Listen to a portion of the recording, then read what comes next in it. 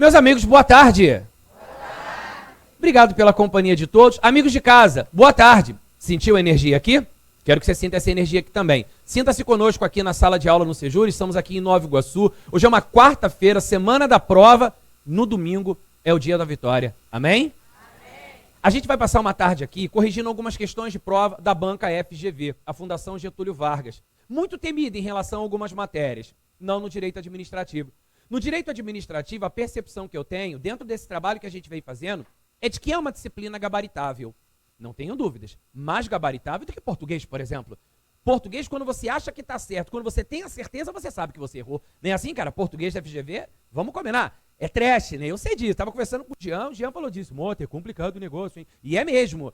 FGV, português de negócio, é trash. No direito administrativo, eu acho que é uma disciplina um pouco mais suave. Nas outras eu não sei, mas sei que no português está todo mundo desesperado. Fato é, no direito administrativo, o edital de vocês passeia por diversos pontos importantes. Desde os mais básicos, como princípios, atos, direto e direta, aqueles assuntos que você precisa saber para qualquer prova. Mesmo depois da prova da Polícia Civil, não importa o resultado, você pode ser o primeiro colocado no concurso da Polícia Civil. Já tomou posse? Não, então continua estudando, ok? Não importa, você pode ser o primeiro colocado. Pô, se eu for o primeiro, eu vou continuar estudando, claro. Tu sabe quanto tempo vai demorar para te convocar? Não sabe? Tu não quer para ontem? Então continua estudando, mano. Tem mais provas aí pela frente. Continua estudando, até tomar posse ainda é dia. Então, o objetivo desse aulão, dessa tarde, é exatamente revisar alguns tópicos importantes. As questões, como eu disse, são só pretextos para que a gente possa desenvolver alguns assuntos aqui, mas claro, vai ser em cima das questões que a gente vai trabalhar. As questões estão diversificadas, incluindo assuntos mais inóspitos, como licitações, serviço público e outros assuntos mais. Desejo uma ótima tarde a todos e que Papai do Céu ilumine o meu dedo, a minha mente e a minha fala para que eu diga aqui exatamente o que vocês precisam. Final de semana agora, nós tivemos prova para auxiliar de necrópsia. Não sei se chegaram a ver a prova. Prova muito dentro daquilo que você vem estudando. Princípio da impessoalidade, vícios dos elementos do ato. No mês passado tivemos prova para perito. O que caiu? Responsabilidade civil do Estado. Mesma coisa, atributos dos atos administrativos, ou seja, nos cargos em que a Polícia Civil já realizou prova, são 6 editais, agora a gente vai ter a quarta prova, que é a prova de inspetor, agora no fim de semana, a gente acredita que, claro, o nível de prova seja mantido, ok? Desejo a todos uma ótima tarde e vamos trabalhar, só para não perder o costume, pega a folhinha e vamos que vamos. Vamos lá. Peguem, por favor, a nossa questão de número 1.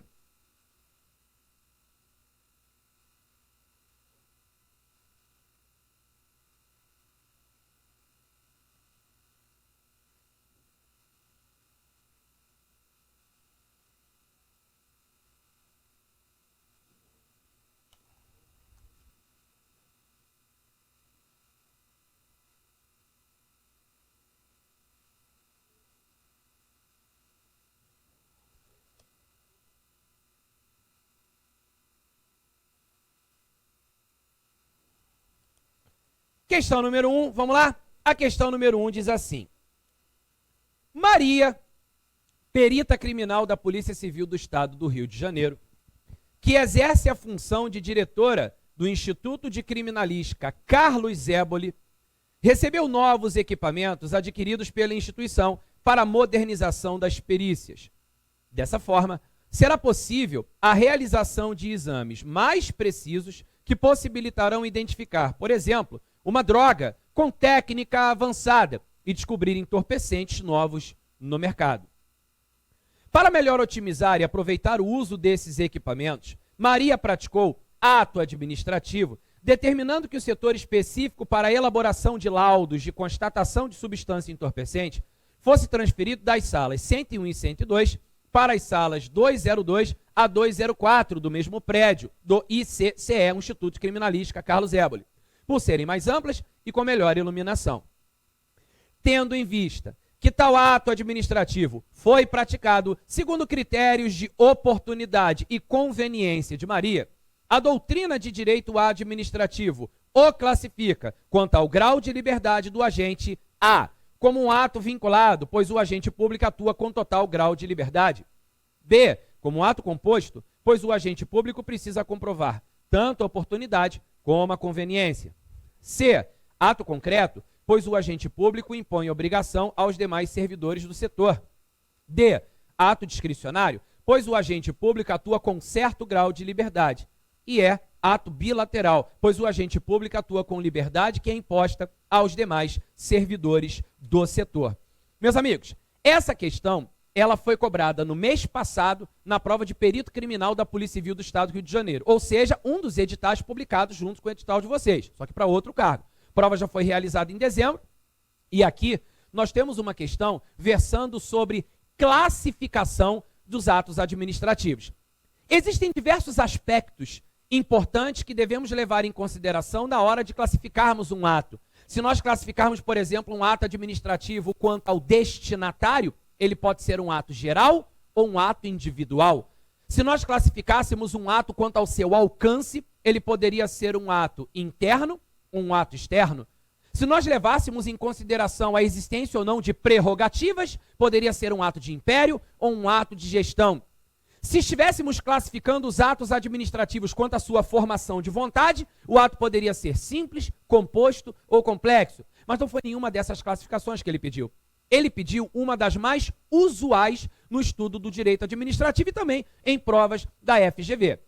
Ele está perguntando sobre a classificação do ato administrativo, levando-se em consideração a liberdade de ação, a liberdade de atuação. Mota, não consegui entender. O que isso significa? Levando-se em consideração a liberdade de ação ou liberdade de atuação por parte do administrador, essa classificação divide os atos em dois grupos. Primeiro, os chamados atos vinculados. E segundo, os chamados atos discricionários. Mota, esse aí é mole. Mole o quê? Esse aí eu defino tranquilo. Qual é a definição, então? Ó, ato vinculado, Mota, é o que está vinculado à lei. E o discricionário? O que não está. Tá certa essa definição? Não. Assim, a pessoa vai longe. Longe do serviço público. Por quê? Porque a diferença entre ato vinculado e ato discricionário não é um está vinculado à lei e outro não está. É claro que é, Mota, claro que não. Quando você estuda em princípios, e por isso que eu digo, estou desde o início falando, quem está acompanhando há um tempo sabe disso. Direito administrativo é uma brincadeira de Lego. É uma aula encaixando na outra. Quando você, antes de estudar atos administrativos, estuda princípios, a gente estuda os princípios expressos. Ah, essa parte é fácil, mas necessária. O óbvio também precisa ser dito. Quando a gente estuda os princípios expressos, o LIMP, a gente aprende que existem 5 princípios. Legalidade, impessoalidade, moralidade, publicidade e eficiência, expressos na Constituição. Caput do artigo 37. Um deles aqui faz todo sentido. É o princípio da legalidade. O princípio da legalidade, ele tem uma aplicação em 2 polos distintos. Primeiro, para o particular. O particular pode fazer tudo o que a lei não proíbe. Já a administração pública só pode fazer o que a lei determina. Só o que a lei autoriza. Responde para mim. Se a administração só pode fazer o que a lei determina, se a administração só pode fazer o que a lei autoriza, como é que eu vou dizer que ato vinculado é o que está vinculado à lei e ato discricionário é o que não está? Ora, a administração só pode fazer o que a lei permite. Então, o ato discricionário também tem ou não tem que ser praticado dentro do limite da lei? Não é uma decoreba, é um raciocínio. A pergunta é, o fato do ato ser discricionário, ou seja, trazer uma certa margem de liberdade para a administração, dá a possibilidade dela fazer o que ela bem entende? Não. Ela atua limitada pela lei também, nesse caso. Portanto, a diferença de um ato vinculado por um ato discricionário não é um está vinculado à lei e outro não está. Está errado. A diferença é a seguinte. O ato vinculado é aquele onde a administração não possui margem de liberdade. Já no ato discricionário é aquele onde há uma certa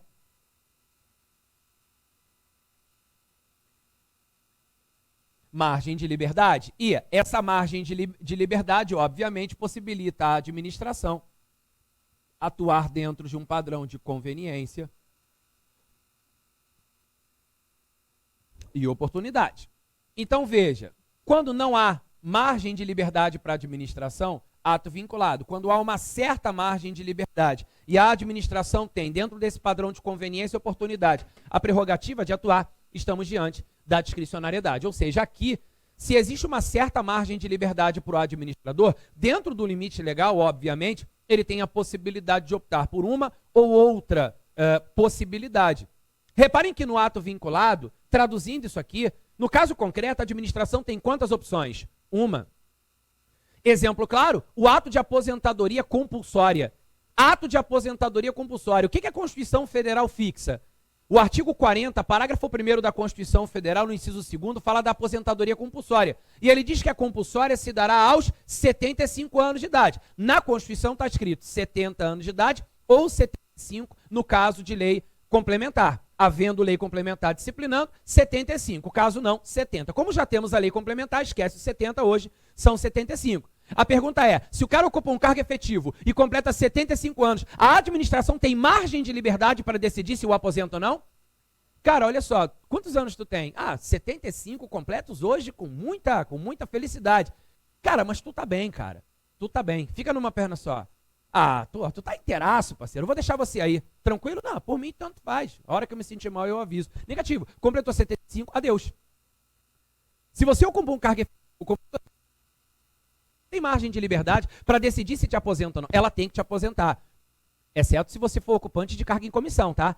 Se você for ocupante de cargo em comissão, ao invés de ocupar um cargo efetivo, você ocupa um cargo em comissão. Esquece o efetivo, você ocupa um cargo em comissão. O regime de previdência de comissionado não é o regime próprio, é o regime geral.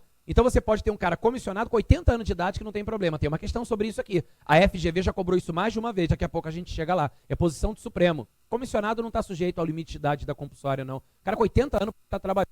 Efetivo não. Completou 75, adeus, vai para casa. Mesmo que ele não queira. Mas se eu não quiser, vai continuar não querendo, mas vai ser aposentado. Porque não é uma vontade tua, é a administração de maneira compulsória. Por isso é chamada indelicadamente na prática de expulsória. O ato de aposentadoria compulsória, tá aqui, ó, é um ato vinculado. Agora, cargos em comissão não são cargos de livre nomeação e exoneração? Se a administração pública resolve escolher a pessoa A para um cargo em comissão e a nomeia, meses depois ela fala, não quero mais A, quero B ali, tira A e nomeia B, exonerou A e nomeou B. Pergunta, ela não tem margem de liberdade para decidir quem nomeia e quem exonera? Tem. Isso é um ato o quê? Discricionário. A pergunta é, o fato do ato ser discricionário dá um salvo-conduto para a administração atuar fora da lei? Não. O ato discricionário também tem ou não tem que respeitar ao princípio da legalidade? Sim. Então vem cá. Se o ato discricionário, tanto quanto vinculado, for praticado fora do limite legal, cabe ou não cabe a anulação desse ato? Sim. Seja pela administração, face à autotutela, seja pelo Poder Judiciário, princípio da inafastabilidade da jurisdição. Cabe controle judicial sobre o ato discricionário, inclusive. Desde que, claro, o Poder Judiciário não invada o mérito. Quantas questões nos últimos anos vocês viram sobre isso aqui? É aqui que começa o raciocínio. A diferença entre ato vinculado e ato discricionário. Nessa questão, ele não comprometeu. Nessa questão, ele só pediu a classificação, o que suaviza e deixa o nosso coração confortável. Veja, aqui, como foram adquiridos novos equipamentos, eles resolveram colocar esses equipamentos numa outra sala. Ó, tira da sala 101 e 102 e bota da 202 até a 204, porque lá o espaço é mais bacana, a iluminação é melhor, o espaço é mais amplo.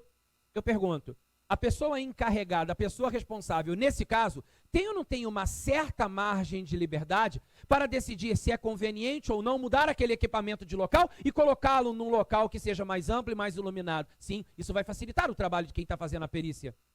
Pergunto, se existe uma margem de liberdade para atuar, o ato é o quê? Vinculado? Não. O ato é o quê?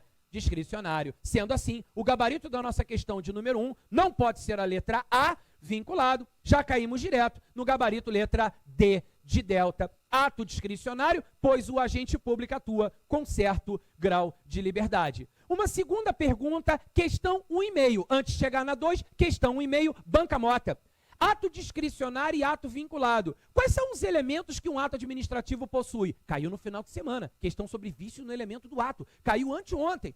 Anteontem não, terça, quarta, não, antes de anteontem. Domingo. Queridos, sei lá como é que fala esse troço. Pois bem, ato discricionário e ato vinculado. Vem cá, quais são os elementos que um ato administrativo possui, independentemente dele ser vinculado ou discricionário? O ato deve ser praticado por agente competente, buscando alcançar o interesse público. Esse elemento é a finalidade. Há uma maneira de exteriorizar esse ato, é a chamada forma. Existe uma razão que leva a administração a praticar esse ato, é o motivo. E esse ato, ele tem um conteúdo, ele produz um efeito jurídico chamado objeto.